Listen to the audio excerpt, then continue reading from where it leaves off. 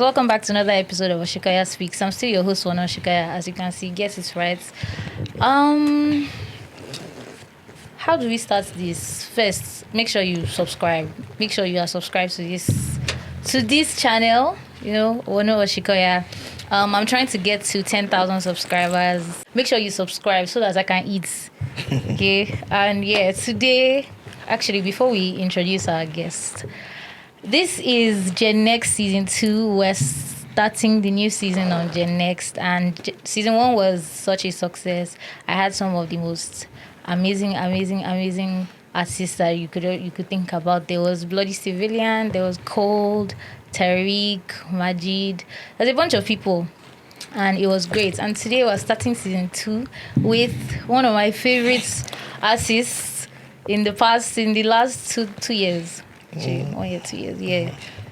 Visa Chan. Thank you very much. So we had a conversation before this started, so we're besties already. Yeah, but thank you for joining me today. Thank you for having me, man. Always. How you feeling? How you doing? What's going on?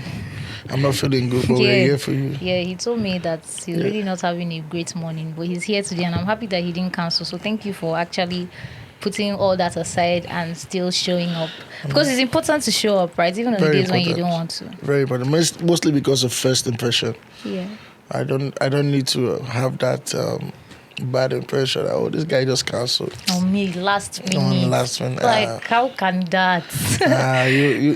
you just look at me like, who is this guy? I mean, like, people cancel. There's people cancel last minute. People do that a lot, and it is very stressful. Last year, I don't think I've said this on camera, but last year, when a lot of people were canceling, I just stopped shooting. Like, I just literally stopped shooting. And I said, I'm not shooting anymore because everybody's trying to take me for granted. I'm not doing this anymore. Industry wants to frustrate you, but I guess. But sometimes, like, I know that if you hear their stories, maybe. I mean, sometimes you understand, but sometimes it just doesn't make sense, because it's like we've planned, then 2 hours or 1 hour before the shoot, you're telling me that something happened. It didn't happen yesterday or earlier in the morning. It's now. I get. So it's just crazy. But yeah, it's what it is, Shad. These are the ups. Those are the downs. Yeah. There are a lot of ups to it, and also, yeah. How you feeling, Sha? How is life treating you? How is Nigeria treating you generally? It's tough for everybody, but how is it going for you? Nigeria. I will always talk about that. Nigeria treating someone. How is Nigeria treating you? It's not treating anybody now. Treatment is like making you feel good. It's damaging us, but we're good. You have to manage yourself. I mean, we're good. I can't complain, but... You can actually, but you just choose not to. Yeah, because I'm grateful for where I am. It's better than where you were. Where I was. That's the only reason why I said I can't complain. Okay. I mean, now that you've said that, might as well. Can you just talk to me about your journey so far? I feel like we've never had a conversation, so I wouldn't know. I've tried to search around, but I didn't want to do too much searching because obviously I wanted us to have a conversation. But yeah, what was the journey like for you before? Let's even talk about like just growing up. What was growing up like for you? First of all, I'm the last of 5 children. I didn't come. I know a lot of artists will be like, I came from a very poor place. Nah, not me. I'm not going to lie. We thank God for that. I'm not going to lie. I didn't come from like a super rich family. But my parents were very okay. Everything I needed as a child, I got. That's for a fact. Like, there's nothing I wanted as a child I didn't get. Nothing. So yeah. Born in River State, Okrika. I'm from Okrika. Okay. And grew up in Port Harcourt. I was about to say, did you grow up in Port Harcourt? I grew up in Port Harcourt. I mean, you can tell now. How can you tell, though? From the music. Fair, but aside from that, like, you can't really tell. I mean, you can tell that there's something different. But, like, it would just, I mean, it makes sense that you're from Port Harcourt, because Port Harcourt is breeding some of the most amazing talents out of the country. They are crazy. Like, it's one of the questions I was going to ask. I was going to tell you to put me onto some of your favorites, like Port Harcourt artists, but I guess we'll come there. Yeah, we'll get there. What was growing up in Port Harcourt like? Because everybody says it's difficult. Like, you see, for me, it's quite different, right? And my own growing up made me see life in a very different way. Like I said, So there was one funny thing here. My dad had money when I was very young, but he decided that we're going to live in like a hood. Okay. Why? So like, my dad is like, he doesn't really care about this. I don't know what his main reason is or was, but maybe one day I'll ask him to understand better. Yeah. Because we could have been staying in like some GRA or something. Like he built the house in a place called Okrika. Where like we had like cultism and stuff, some militants lived around and stuff like that. But I really appreciate that. I appreciate that moment, those like times, you get me? Because you're upstairs. It's more like I'm living La Vida, but like I'm seeing the ghetto. So I was living in two worlds. I had the chance to like have friends that understood what not having enough. Even as much as I was eating 2 square meals and stuff like that, I still was seeing people that was happening, living in bachelor houses and stuff. Yeah.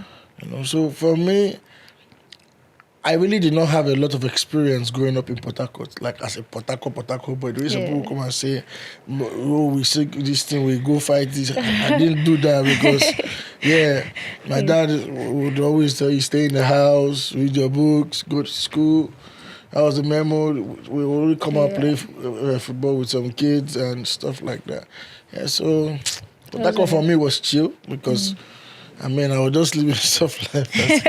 Yeah, the first person I'm actually hearing say that Port Harcourt was chill, like growing up. But yeah, obviously, no, this. Don't get me wrong. No, obviously, I'm saying like for you. Yeah, but like remember 2007, there was this war. Oh shit! That was happening. Literally, we had to leave our house. Crazy. Like, like it's a serious thing. I'm not joking. Like, woke up one morning, sleeping upstairs, and my dream, I'm hearing like the house is vibrating, like the last floor. My mom came, slapped me and my elder brother. Like, what? Can't you hear that shooting gun? And this thing is throwing dynamites. Like, a serious fight started in 2007. It was so bad we had to run away because like that was like the war zone. Ran to like some hotel, changed our names. Just crazy. That's what I was looking at my dad like, so this guy here, bad guy like this. We changed our name, we were not allowed to speak our language. Are you serious? Yeah. You really needed to be away from that. Yeah. That's crazy. So I experienced that. I've seen things, fights, cultism, clash, I've seen all those things, but it's not like I was involved in them for me to not tell you like the adrenaline rush that happens when you, but like we see them, we know that they're happening. We hear news. This guy that died, Soboma George, it's my neighbor. He just lives back of me. Are you serious? Yeah. The day they killed him, I was we were playing football in the street. Why are you laughing? because like it's funny at the same time that. Like, that's how I grew up. I grew up around most of all these people that were making headlines, you know. Whoa. So my George was just my neighbor. That, you know, Burna Boys, they killed him not far from my house, around there. He's my neighbor. Like, you see, like that's where I grew up. That's crazy. So you can imagine you're from an okay family, but like seeing the ghetto things happening. Like right in front of your eyes. Yeah, so like... just like, why are you doing this to me, Dad? but it was fun because it was more like watching movie. Like, you know, we're not allowed to go out that much. Yeah. We just go upstairs. And you see... everything happened. Crazy. So beautiful. Beautiful chaos. Well, what's the major difference between like living there and then living in Lagos? Obviously to you, what's that major... Yeah, living in Port Harcourt and then living in Lagos. What's that major... difference to you, something that stands out to you, basically? So it is, I didn't really live my life in Port Harcourt, I would say so, because, you know, like I said, I don't count my childhood like I lived in Port Harcourt. I really did not know places. Yeah. I went to boarding school, it was a secondary school. After that, I went to Ghana, stayed in Ghana like 5 years. I really did not like... You learned their language? Small. The important ones, they say when you want to learn someone's language, learn the insult first. So I can insult somebody in Chi. So yeah, but the little time I spent in PH, the difference is like Lagos is just chaotic. Port Harcourt is chaotic in the sense of like population and those people just Port Harcourt is real chaos when chaos comes. I don't know if you understand what I'm saying. Like they can tell me now that boys are fighting around this place in Lagos and I will just drive and pass. I don't really care. But it's not the same in Port Harcourt. Yeah, but if I hear that in Port Harcourt more, like I know whenever see him, I just stay there. Like I don't know how to explain it, but like Lagos is chaotic, but like it's stressful. Port Harcourt is like free road, good road everywhere. When they say chaos, but like when that chaos wants to start, it's like you just have to like you don't have to check it out. You just don't be there. Yeah, you don't want to be caught there. Yeah, that's the thing. But it's not like you wake up and you see somebody doing shooting. No, it's not the way some people are portraying it in their mind. Or you just go to Port Harcourt, they'll just shoot you. Bah, bah. It's not like that. Some people think it's action film. Why? I'm crying. Okay, so let's talk about the music now. I feel like your music is different. It's like you say it, everybody says it. It's like everybody that is a fan or musician says that the music is different. One thing that stands out is the music. What do you think the audience connects to the most in terms of the music? The most. I can tell you what I connect to the most. But let me hear what you have to say. I don't know. Man, I really don't know. Okay, but what do you hope for the audience to connect to? So it's kind of like changed over time. Okay. At first, it was my lyrics. I think I've learned not to say I'm a lyricist. I make quotes and I pass messages. Yeah. At first, it was that, but after that, after a while, it started changing to I want people to understand where I'm from. Like it's so important to me that because sometimes I'm just looking at my comment section and somebody will just come from nowhere and say stuff like, he's an evil person, he's doing some incantations. Are you serious? Yeah, I'm looking, and I go to the person's profile, like, the person is Nigerian, and I'm like, shame on you, man. Shame on you that you don't know that Ijaw people exist, and we are actually, like, big. Yeah. We have Ijaw in Ondo States. Yeah. Down to, like, major part of the South, and you think, like, I'm speaking my language, and you think you can just talk down on it because you do not understand it. Naturally, the Ijaw language, when you're singing with it, is very powerful because of the way we sing. It carries a certain type of like strength. And trust me, I'm not the person that even enjoy my language. Like my tradition, I never used to enjoy it. My parents would tell you, I did not wear traditional clothes all my life until when I shot a song video. I didn't used to be proud. This is the truth. I'm lucky that my parents made sure that we knew how to speak the language, But after some time, I understood the importance of this is where I'm from. I can't run from it, man. So like before it was lyrics, it's still lyrics because at the end of the day, I want people to like connect with what I'm saying, bro. I just wish that people would just understand that there is more to Nigeria than just the tribes that people know. And so what's your own? I'm curious. Honestly, I was just going to say like the storytelling and the lyricism. At the end of the day, like it's still that's obviously like the stronghold. Yeah. Like I can feel the music. You're helping me feel the music, and I feel like that's like one common thing that I've noticed between like a lot of the artists that have come out from Port Harcourt that I listen to, even Burna as well. Yeah. Burna Boy, even YP. Yeah. And and Omale, exactly. Like there's is always that connection. Like is that unfiltered truth in the music that like I think a lot of people connect to the most, especially myself. Yeah. So what creates like all these spiritual influences? I guess you said it from like where you come from and things like that, but all these spiritual influences, because I feel like your music is very, very spiritual. Yeah. So what creates all these spiritual influences in your music or on your music? Sometimes, we were speaking about something before we started. Yeah. You just grew up. Yeah. You get me? You just grew up. Fair enough. So I will start by saying I just grew up. I became more. I couldn't lie to myself anymore. Yeah. You know, sometimes you're just this young guy thinking, what is God? I beg, who doesn't live life? That. Then life happens to you. Then you sit up. So I think mine started because I wasn't always making music like this, but my story was always on point. Even when I made love songs, even when I make any type of music, everybody knows Wizard will always put down his story. What happened is going to be there. But you know, spiritual music started from almost dying. Yeah. Do you feel like telling me the story? Okay, so I almost died twice in the space of like 2-3 months. Yeah, the first one was a friend of mine. He had a C300 car. So basically, I was a copper in Sokoto. That's where I served. Okay. And a friend of mine had this car, C300 Benz, and his girlfriend came to see him, and I was to take them to the airport for her to go back to Abuja. Yeah. So that was me driving. There was a soldier at the front seat, and himself and his girlfriend were at the back. And she was late to the airport. And this was me on like running on like 800. I don't usually speed, right? Wow. I was running on 100 and I noticed northern roads are so big. But I decided, you see these rocks and all this thing.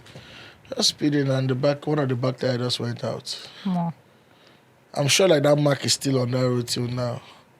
Because it's scarred the road. So Damn. we went out and like, it's rest is history. I can't start explaining how and what happened and blah, blah, blah. But like, thank God we didn't just hear that 2 coppers, 1 soldier and a girl died. That kind of story. But like, Thank God for that. that one passed and still trying to recover from that one mentally and COVID hit. And COVID hit, so one day I wasn't feeling too good. And I called my brother. My brother is a doctor in Germany. Yeah, So I nice. called him. I was like, yo, I'm not feeling too good. I was like, I'll just go to the clinic, really just check your parameters. You know, maybe just give you something or whatever. And yeah, I was like, oh, let me go to a private clinic, you know. I mean, this private clinic should be better, right? I got there to this private clinic. Long story cut short, checked my parameters, everything was okay, but they had to put me on drip. The doctor said they put me on drip. Oh, so I'm crashing in the hospital, right? So my guys let them drive back home, go get their stuffs, so they'll come steal me in the hospital. And I'm a 9 nurse to try kill me. Yeah, I'll just put it like that. The whole hospital, nobody was there, just one nurse and one weird looking nurse guy like that. Kept on injecting me, overdosed me. That's crazy. Crazy.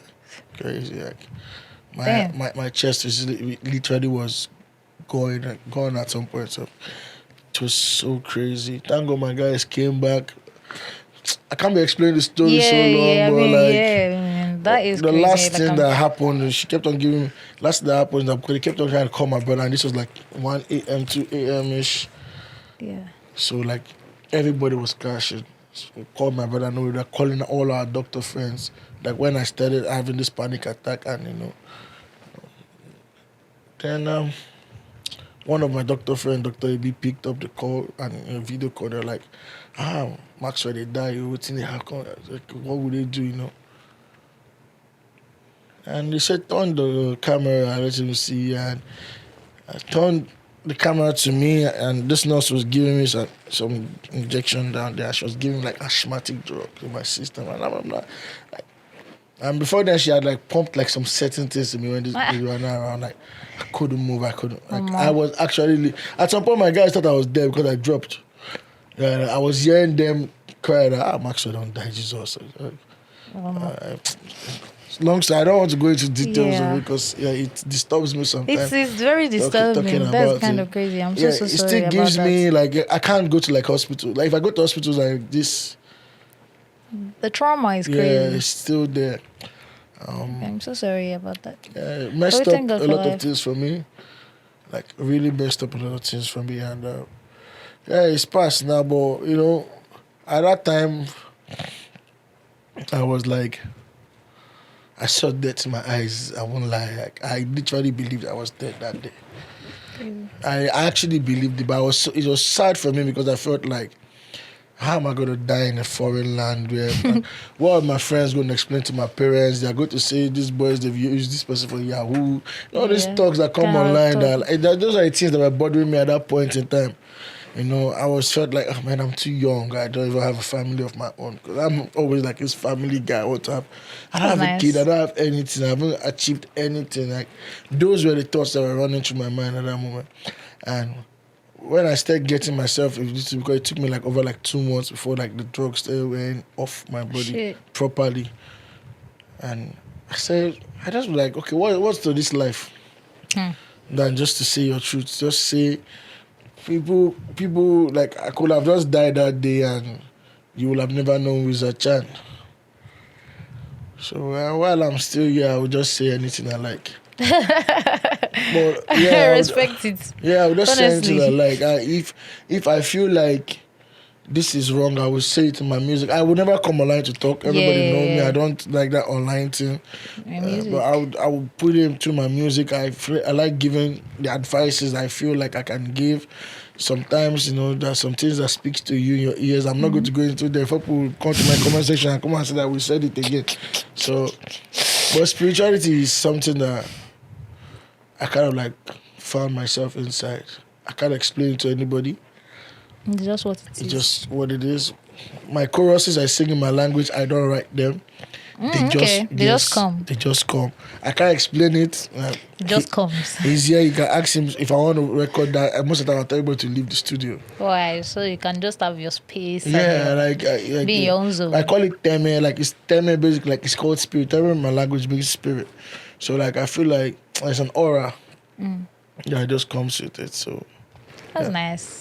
I mean, like, it's so convincing. Like, this is so convincing. The music is actually spiritual. No matter how much you want to look at it, it doesn't have to be explainable. It is spiritual. Like, it actually, sometimes like I said, you feel the music, Energy, you feel the emotion, like the aura, the energy, like you said. That's pretty crazy. So basically, do you have any like musical influences right now? right now. Right now, you influence yourself. What do you mean by right now? Because what do you mean No, by like, right do you now? draw from like anybody right now? Do you have people that you look up to? Do you have people that influence your sound in any way? So the people I look up to in music are like they don't active right now. in Yeah, that's music. okay. Yeah. So like Damian Marley, Okay. you know, because of the way he tells his stories, you know, I kind of like understand the patois a bit, so I know how deep he is. If you put Damian with any rapper, that rapper is not going to body Damian. That's fact. Go and check it. Distant relatives, him and Nas. Okay. Do you know how good Nas is? I swear. But like, okay, let's give the biggest one everyone knows, Patience. Savani. Go and listen to what the man he's said saying. and listen to Nas. You'll be like, this guy is not even a rapper, but like he's competing with this guy. So Damian, Two-Face. Okay. Two-Face is the because I listen to a lot of old Two-Face songs, like so much, and like in Nigeria, for me, it's my own goat in Nigeria. I love it. It's my own goat in Nigeria. I'm not even going to cap about that. Wyclef, Okay. because of the passion he has in the vocals. All those, yeah, I like it. Miriam Makeba of South Africa, she's lit. Okay. Banafasi, I like anything African local sound. And I also like to listen to like my local music to them. Okay. There's this music we call Tekawari Nime. That's that's- prayer house songs. Okay. Like it's like something like, how would I put it? My church that I grew up, Okay. we have places that I go to, like a place called Wilderness, like sand. You sit down there with no slippers and they are singing the songs. And it's like it's very spiritual. So I that's can imagine. yeah. So imagine how I like to explain to people is imagine this room now. Okay. Yeah. And the they lock us up here, and they put like a deadly gas here, and we all know we're gonna die, right? And at this point that we are now, we all just believe that the only thing that's going to help us is God. It's good. And we believe that we want to sing for Him to come and help us. Do something. You're not going to tell me I'm going off key. He's going off key. You just sing it as it is. We will sing the last breath you have to make sure that God better comes down to save me. Because I'm big. And the thing is, at that moment, for me, is when you get the most soulful sound, vulnerability. It's like love. Spirituality to me is like love. Like, you have to be vulnerable to access it at its best. That's very interesting, actually. So, yeah. I hear that. So let's talk about Port Harcourt and the people that are coming out of Port Harcourt that you listen to or that you're enjoying. Because, like I said, Port Harcourt is a hot spot right now. It's a hub. They're brewing talents. So what are some of the people that like you basically listen to from there? Might be underground, might also be like... Oh, man, I listen to Omar Leo because, Omar. He gets it. He gets it. Like, you get me, Omar, man. His music is... People call it Afro depression. I find that term very offensive. Right. I don't know. It's just very. I don't know. Like this, somebody saying like this, somebody at his most vulnerable. Like you are. Do you think this is a joke? Oh my God. I mean, he has said that he doesn't find it offensive. So who am I to be vexing about? Like, yeah. Well, you see, Omar can express emotions. Mostly emotions that have to do with heartbreaks in a way that you would understand it even if you've not experienced it. Yeah. If you truly understand how he's making it or what he's saying and stuff. So I love Omar. I love Odogu Bona now. Bona boy. Bona's music. You can't even deny, even if you don't like him. Yeah. He's you can't deny undeniable. that music. That's one thing. A lot of people who are Ajaboslas. I like Ajaboslas. For underground artists, there's this guy. His name is Bray. Okay. I'm sure you hear make sure about and check him out. I'm going to make sure I check him out. Actually. His name is Bray. He's on Instagram, Bray the Badger. Okay. His music is also very different. So let's think of like a Chronics mixed with some old jazz singer. So, I don't know, but Let's check him out. Yeah, just check him. You will love him. There is nothing anyone will your taste of music, you will love him. I personally do believe that he's because I've seen him read books. So I personally do believe that he's a better songwriter than I am. Yes. I mean, we have to listen to music is opinion based. Yeah, exactly. So maybe the way I make my lyrics is what you enjoy. Yeah, fair. Yeah, it's very opinion based. But like when you come to like education, like who knows book? That guy. That's Sabi right. He's Sabi book. You get me? And I'm not going to deny he's book smart. Me, I take myself like I'm life smart. Mm-hmm. I prefer that side of smartness. That's the most important side. Because in the real world, you won't find EXO. Is not helping. I can't believe you just said that. His body will be finding out. Real. That's so real. I'll be surviving from regime to regime.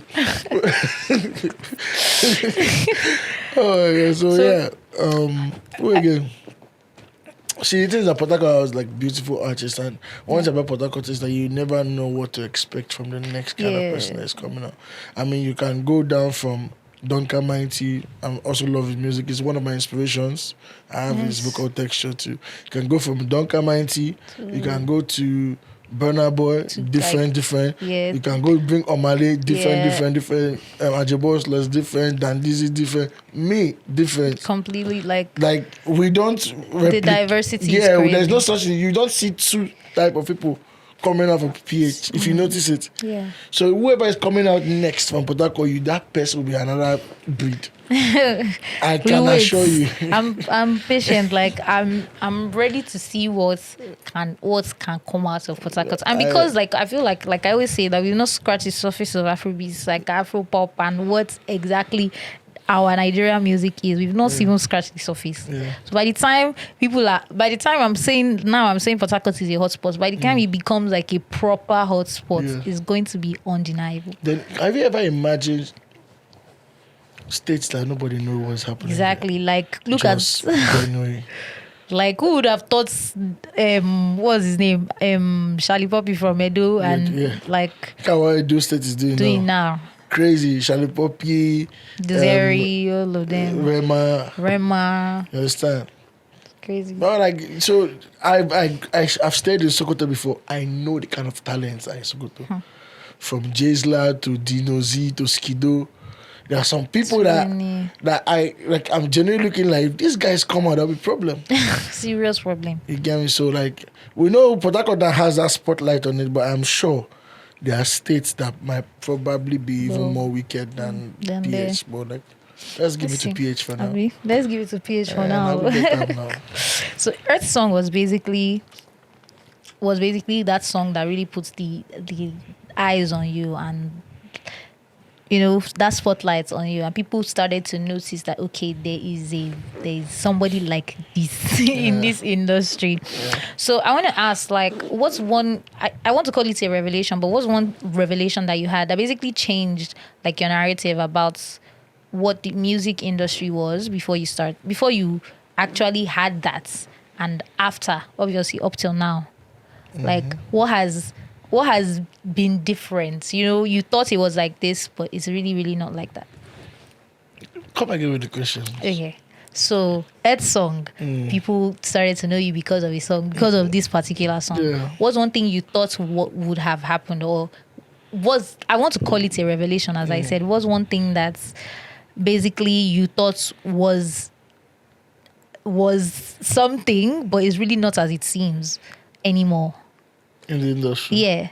In the industry, around the industry, with the fans, with the music, just generally around the music. I think for me it should be the fact that there was this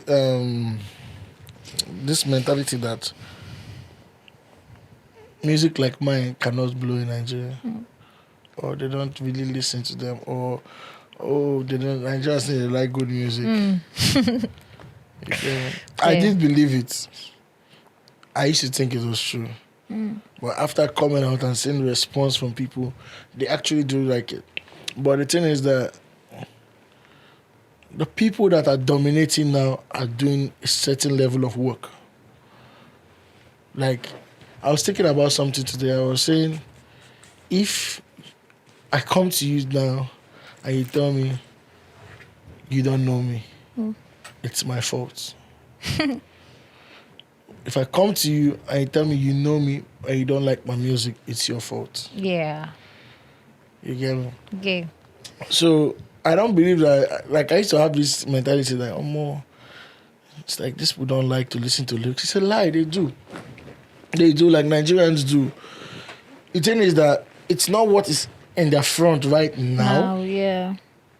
So just like how the main Afrobeat artists went out of their way to make sure that they put that Afrobeat where it is today. You cannot just wake up and just get what you want because you feel like you deserve it. It's bigger than learning how to play a guitar, singing, writing good songs. It actually is bigger than that. Marketing, PR. There's so much that goes into it. That's why I said it's my fault if you don't know me. It means that I have not done my part well. I've not done enough PR for you to know me. Till today, people are still coming and saying, "Oh, thank God I just found Wizard Chan."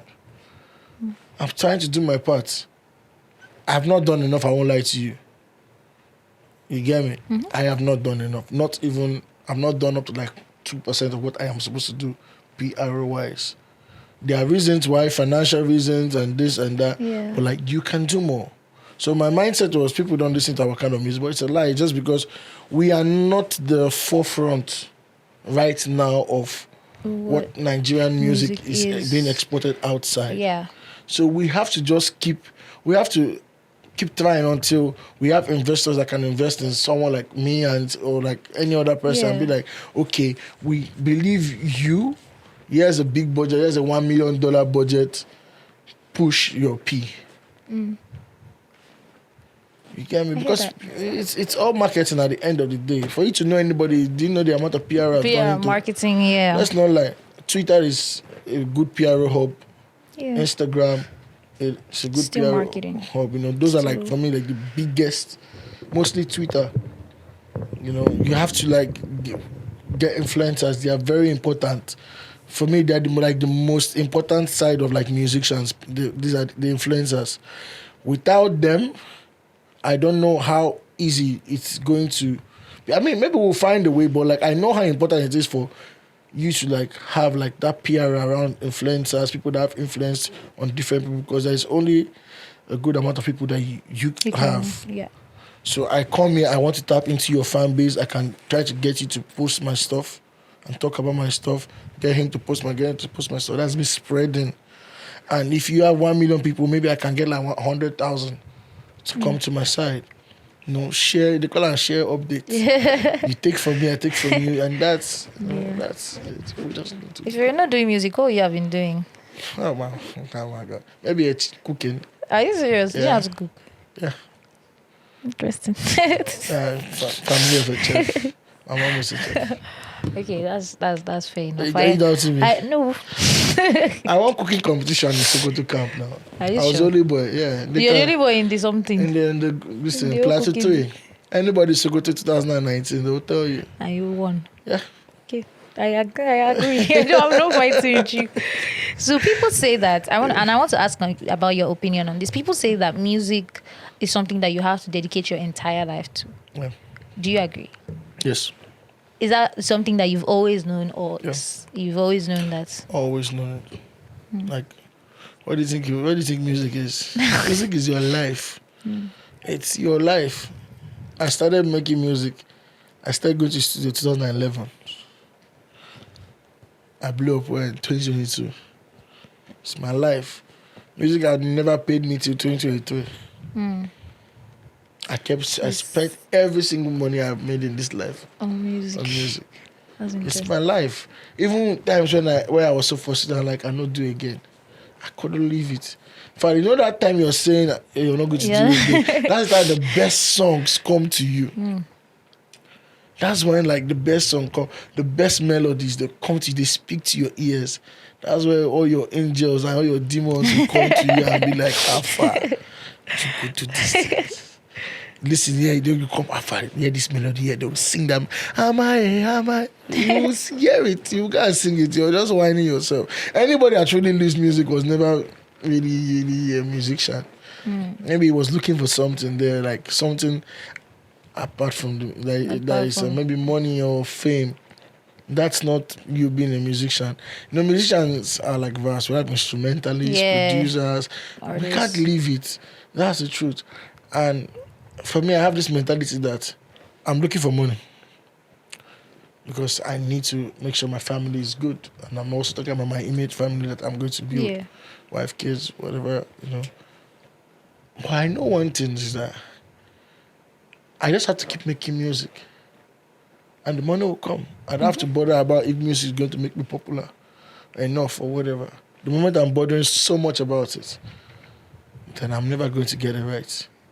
The only thing that bothers me now is like when you put out music and it's not selling. I mean, I'm a human being, so I have to feel, oh man, they're not getting. What can I do to like get into this next place? But like, you really don't have control, much control over that. Just do your PR as much as you can.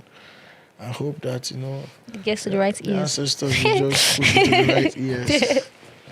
So Dinma and Angels. Oh. Now you've brought it up, so might as well talk to me about that. That's one of my favorite songs right now. Literally, I posted it. I'm serious. Should I post it? Who even put me on the song? okay, Excel posted it. Oh. And it was that particular part, like the second verse. I'm like, Anger who is management. like see this nigga, for God's sake.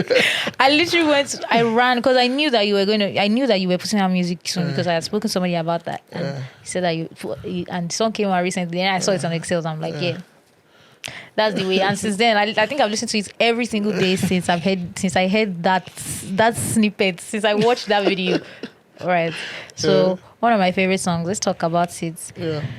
I mean, like, I don't even know if I want to talk about it anymore because just from the conversation we've had, I feel like I just have a sense of where that would have stemmed from. Oh, what do you think? I don't know, like, generally, it's just really life. Yeah. I mean, in the context of the song, that's what it is. But even just having this conversation is still, like, is the truth. Like, that's just what it is. Yeah. Yes.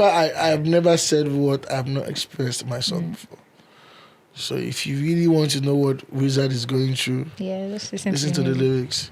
If I'm depressed, you will know. If whatever I'm feeling, I don't think I've ever. Like I won't say, I have $1 million. I don't have it. Shit, bro. I'm not gonna say it. I'm not a artist. I pull up where? I'm in the house. Pull it up. I got 5. I don't have any 5 bitches. I'm a lonely guy. I love it. You get me? So it's just me. It's my mind space. So if you're asking about demons and angels, I was really angry at someone when I was making that music. And it's me, I was angry at someone that I cared about to a certain extent. Fair enough. So yeah, I just take my emotion and put it into music. You know, but it wasn't just about the person, but I mean, like, there was a lot of things I was angry about at that point in time. But like, you know, when someone you care about, maybe family member, friend or something, now adds to that anger, it just explodes into something. Yeah. You know, so it wasn't like generally about The that person, one yeah. person. It was like that person was just like the catalyst. Icing on the cake. So fair enough. yeah, just that's why I said that anger management. You know that line, the anger management is me locking up myself in my room, making myself to avoid some disrespect. To avoid some fucking disrespect, okay? Yeah, no, guys, enjoy disrespect. I respect it. Anyways, what's next for you? What's the rest of the year looking like for you? Any projects? I want to bleed people's ears. I want to bleed everyone's ears. Yes, okay. We're ready. So yeah, my EP is coming out interesting. next month. I mean, 2 weeks. Is it 2 weeks from now? So That's pretty interesting. yeah. After that, I'm dropping. I might drop like more. For this year, I'm just going to drop music Back because to back. something happened. I wasn't able to like drop music after doing a song for last year. So 1 or 2. Can't really talk about it. You need to step back and do behind the scenes work before. Yeah, I respect it. Some people were like, is it one? Nah, it's not one hit, man.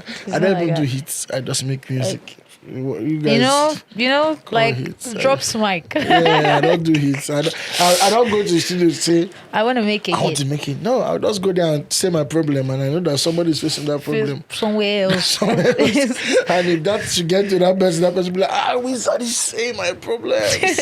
And yeah, I've got you. Yeah, I love it. Yeah. I respect it. And I'm so happy that we had this conversation. Thank you for joining me on another episode of the podcast. Thank you for coming. Probably invite you here after the EP comes out. But we'll give it some time so that you have many more stories. Yes, exactly. I love the stories.